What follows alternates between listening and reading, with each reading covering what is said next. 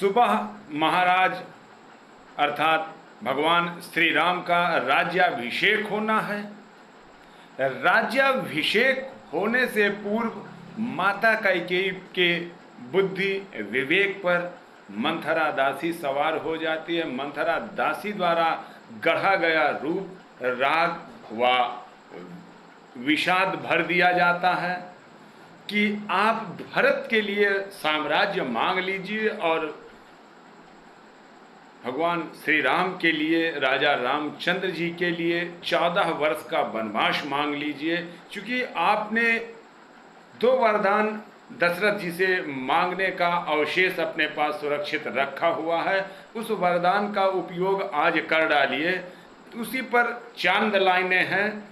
यदि आपने अभी तक चैनल को सब्सक्राइब नहीं किया है तो चैनल को सब्सक्राइब करते हुए बेल आइकन के बटन को दबाइएगा और वीडियो को लाइक करते हुए शेयर करिएगा।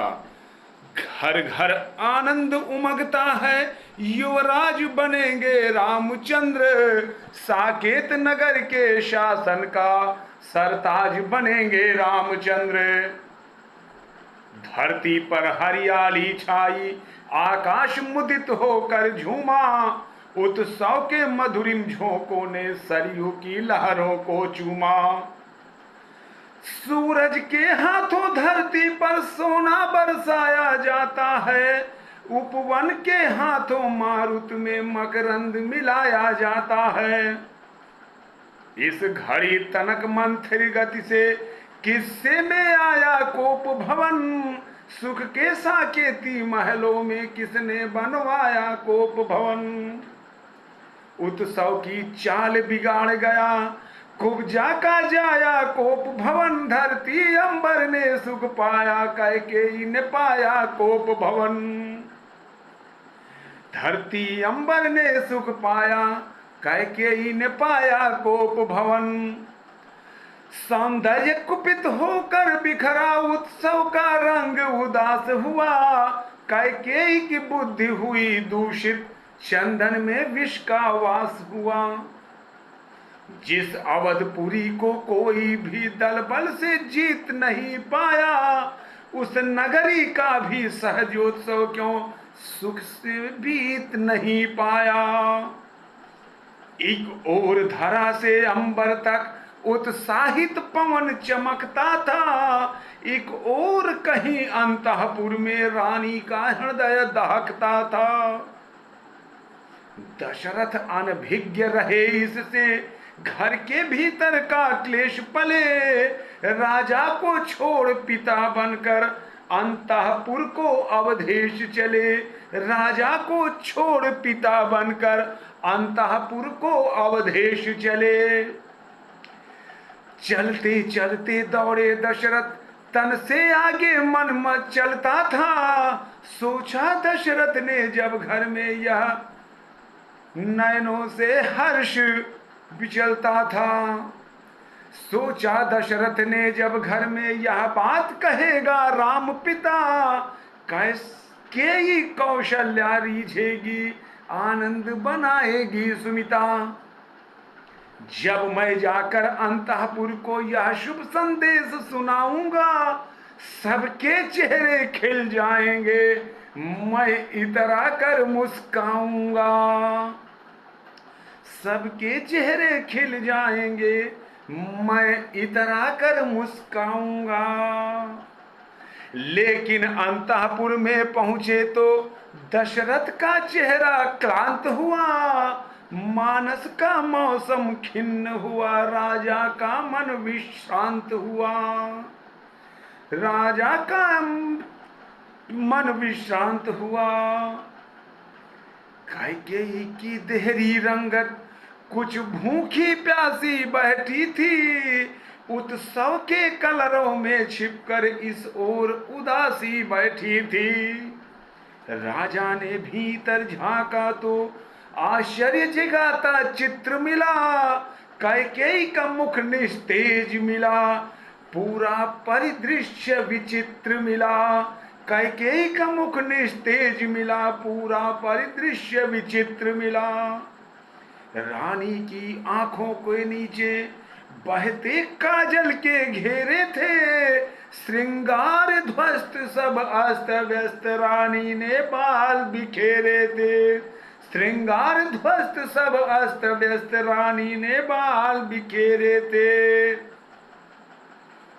गिर कर आनंद हिनोलों से पीड़ा में लिपट गया कोई, मानो उड़ने से पहले ही घबरा कर सिमट गया कोई। आश्चर्य कंठ तक भर आया, दशरथ ने पूछा रानी से, बोलो क्या ठेस लगी तुमको किस दासी की मनमानी से। किस पापी ने सागर जैसी आंखों में आंसू बोए हैं, किसके कारण ये रत्नारे नैना सारा दिन रोए हैं। किसके कारण ये रत्नारे नैना सारा दिन रोए हैं। हो गए विह्वल व्याकुल राजा, ना मानी त्रिया मनाने पर, कैकेयी को ज्ञात हुआ तत्क्षण पहुंचा है तीर निशाने पर। पीड़ित प्रेमी की पीड़ा पर आघात किया विकराल कहा, रूठी रानी ने दशरथ की आंखों में आंखें डाल कहा।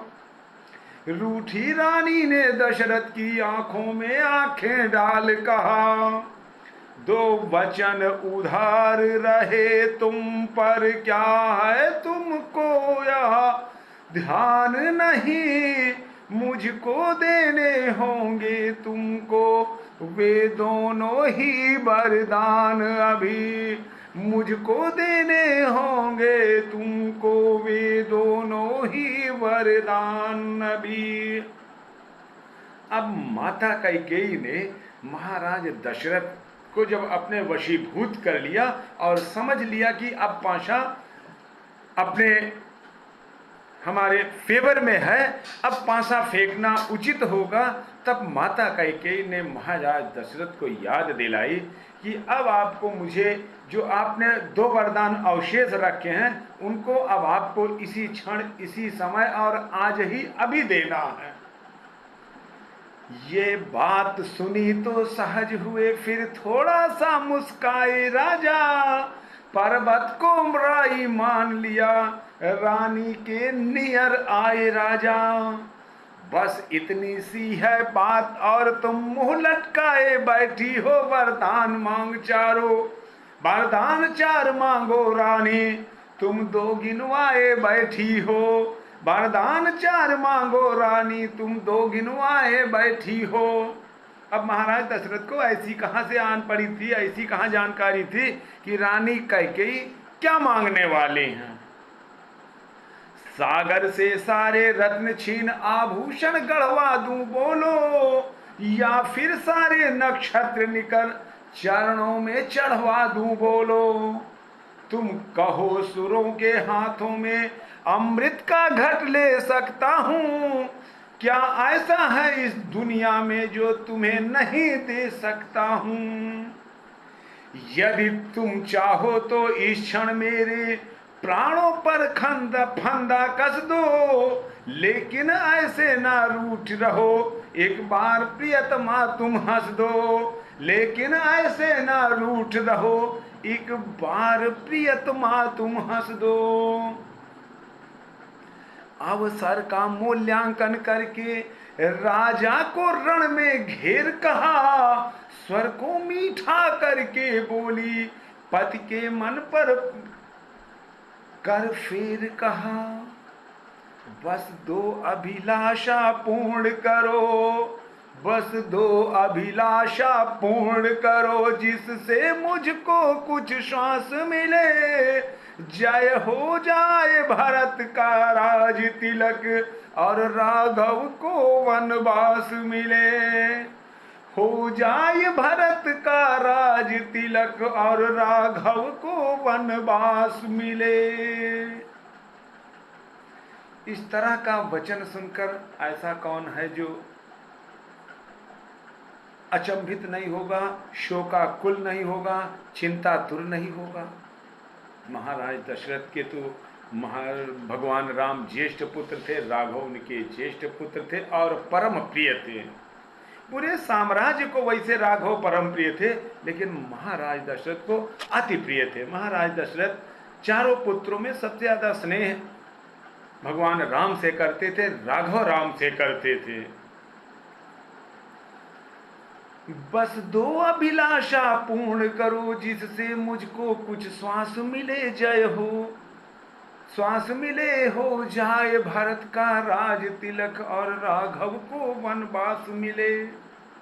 सुनते ही सन्न हुए दशरथ, कैकेयी का मुख क्या बोल गया।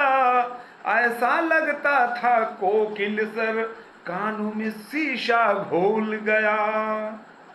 कार्तिक की शीतल संध्या में भीगा था दशरथ का मस्तक, शुभ राज तिलक की बेला में अनहोनी ने दी थी दस्तक। शुभ राज तिलक की बेला में अनहोनी ने दी थी दस्तक। रानी तुमने ये क्या मांगा, क्या इसलिए ये सब स्वांग किया। मैंने जीवन का नाम लिया और तुमने जीवन मांग लिया।